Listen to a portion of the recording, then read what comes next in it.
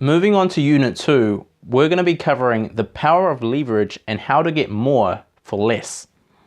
So we've just gone over on how to build your power team, and it really is that straightforward. I don't want to overcomplicate things because things don't need to be overcomplicated. There's no reason for it. And if you guys follow what I've mentioned and follow the rule of thumbs, you're going to be able to build a power team that understands what you guys do and is going to work towards your best interest. So the next thing I want to talk about in this week's session is the power of leverage and what exactly is leverage. And you can actually see a picture of Tony Robbins here because I think he explains it in his own way, in his own Tony Robbins way, and it really makes sense as well. And Tony Robbins basically says, it's not about your resources, it's about your resourcefulness. And I think that's true to every entrepreneur because it doesn't depend on what you have access to, but what you can do with that access and how you can change your environment or situation to play out in your advantage. And there's another term, or there's another actual law for leverage in itself. And the law of leverage basically states that it involves achieving maximum results by exerting the least amount of effort. And this is actually often referred to as the principle of least effort. So in essence, it means by getting the most results by doing as little as you can. And that's exactly what we want. We want maximum output with very little minimal input. So hopefully that makes sense. And there's actually a dictionary definition of leverage, and that states what leverage is essentially the ability to influence a system or an environment in a way that multiplies the outcome of one's effort without a corresponding increase in the consumption of resources. In other words, leverage is the advantageous condition of having a relatively small amount of cost yielding a relatively high level of return. So that's something to keep in mind because we're going to be using a lot of leverage moving forward because we essentially don't know it all. We want to do as little as we can and use other resources out there to help us gain the maximum output. So I want to give you guys an example of what leverage is and how I actually failed to apply the law of leverage when I first started out. So there was a property I was working on, and despite being very busy during the day managing the business and doing all sorts of other things for the business, I decided to go out and paint the house because it would save me a bit of money. And when I actually went out and painted the house, it took me a total of 2 weeks with a final cost of $2,700 for the paint and all the materials and setting everything up. And basically the reason why it actually took me 2 weeks, and you're probably wondering, that sounds like a very long time to paint a property, and it is, because I actually went out and did it by myself. And I was still managing the business during kind of the normal 9 to 5 hours, but for some crazy reason, I decided that after 5 o'clock, I would go out and start painting, and I'll spend a good 4 or 5 hours every single day sanding the walls back and applying the right tapes and painting. And guess what? The results was a half-ass paint job that's now actually flaking and would cost an additional $1,500 just to bring it up to professional standard. So if you actually work out the cost, that ends up being a total cost of $4,200. Guess what the professionals actually quoted me for their paint job? It would have costed me $4,500 had I hired a professional, and it actually would have been completed in 1 week, and it would have been better quality, and I would have actually saved an additional week, that's better spent doing something else. And I now realize that time is so important and time is worth so much that had I actually used a professional, I would have been better off spending my time looking for the next deal, talking to vendors, and actually, securing another deal where I could then hire another painter to handle that property. But I didn't know that when I started out. So I want you guys to learn from my mistakes and don't think that you can basically cut costs by doing things yourself.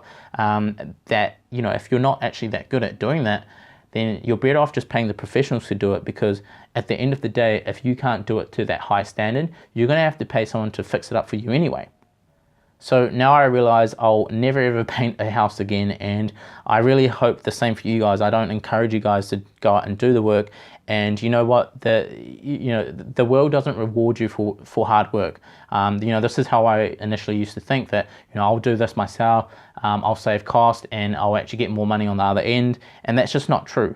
the world actually rewards you for smart work. And this is a lot smarter by utilizing my time elsewhere, because essentially my time by the hour is worth a lot more when I'm talking to vendors, when I'm approaching real estate agents, and when I'm going to auction. So I highly encourage you guys to learn from my mistake and understand the power of leverage. So that's just one way you can apply leverage in terms of painting a house. But how do we actually apply leverage in our property trading business that can actually help us move forward quicker and make our business more efficient and essentially allow us to make more money? So basically, we want to be able to leverage the time and skills of others to help us. And basically, part of the power team, as we discussed very early on, is you've got lawyers, you've got real estate agents, you've got registered valuers and tradespeople.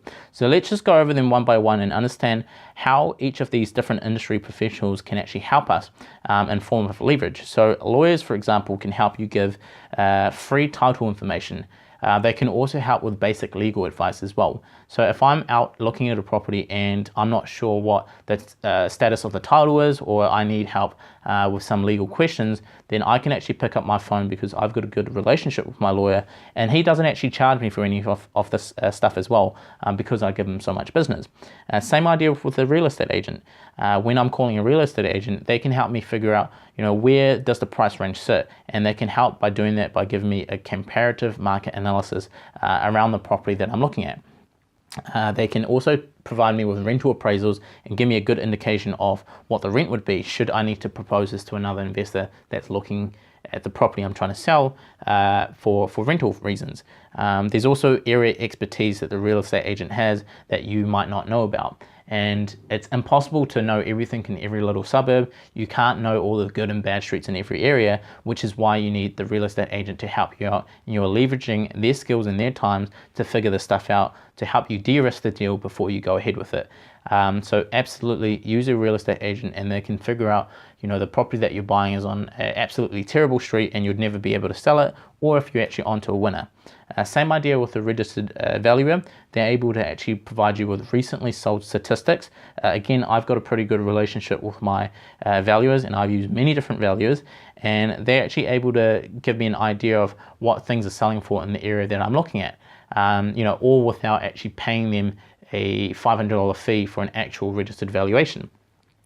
And there's also tradespeople. So tradespeople in the tradies that I work with, I can instantly pick up the phone and say, hey, I've got a property similar to the last one you worked on.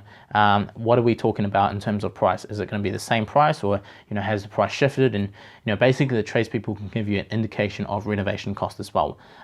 Even better, you can actually bring them through the property and they can quote up the place, and that can allow you to work your numbers backwards to figure out if you're wanting to move forward on that property purchase or not.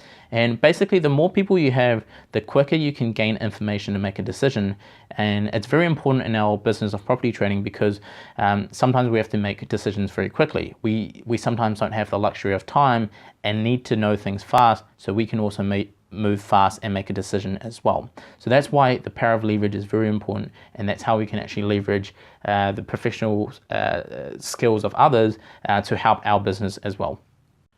So I hope you guys understand the power of leverage and why it's so important, and how I've been able to apply leverage in my business has actually grown my business from strength to strength. And very early on, when I first started out, I didn't really understand this and thought, it'd be much better for me to do it, or I didn't want to interrupt other people when take up their time, or I'm better off kind of learning it myself. But I slowly started to realize that I'm only one person and we can't do it all. So we have to understand the power of leverage is understanding that using any professional is leveraging their time, and we have to remember that we can't do it all. And it is absolutely more efficient to leverage an expert rather than doing it ourselves. And I hope this concept actually applies right throughout your life as well, not just in property trading, because I've definitely have used it in my day-to-day life. And when I first started going to the gym, I wasn't very good at what I was doing. So guess what? I leveraged a professional trainer, and they helped me get my form right. And with the better form or better strategies on how to work out, instantly the results get better as well. And it's the same idea for everything. You don't want to think that, I might be able to fix my own car because it's broken down. Well, I'm not a mechanic, and yes, I can probably learn how to do it by watching YouTube videos, but am I going to be able to do it quickly and correctly, or do it to the quality of a professional? That's the main difference. So You know, I want you guys to understand leverage and focus on what you're good at and keep doing what you're good at, whilst your weaknesses are actually filled up by someone else that can actually help do those things better than you. So that's basically what leverage is, guys.